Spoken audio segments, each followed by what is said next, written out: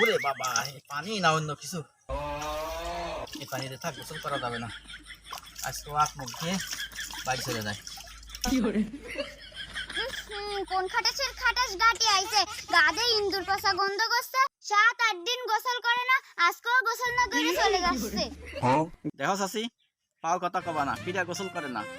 আমি গত শুক্রবারে গোসল করে জুমার নামাজ পড়তে গেছি। আমি গোসল করি না মানে, আর আমার গাতে ইন্দুর ফাঁসা গন্ধ মানে? আমি প্রতিদিন গায়ে সেন্ট মারি, আমার গাতে গিরান বেরোয় গিরান। আর কোনো সময় ফাও কথা কবা না। এক সপ্তাহ আগে গোসল করেছে, ওই গোসলে হয়ে গেছে। শীতকালে প্রত্যেকদিন গোসল করতে হয়, না হলে গা খসখস করে আর গায়ে গন্ধ বাড়ই। সারার খাটাসের খাটাস 7 দিন গোসল করে না।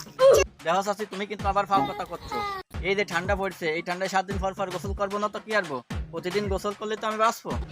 এই যে পানি, এই যে আমি প্রত্যেকদিন গোসল করি, এ বলে আবার ঠান্ডা সারার খাটাস।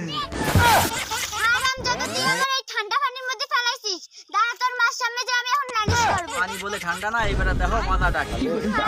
খাটাস, তুই আমার এই ঠান্ডা পানির মধ্যে ফেলাইছিস। শয়তান, দাঁড়া তোর মজা দেখাচ্ছি। তোর মারে দেয় আমি এখন নালিশ করবো। যাও যাও, নালিশ করে কীর্তি করো, দেখো না, যাও।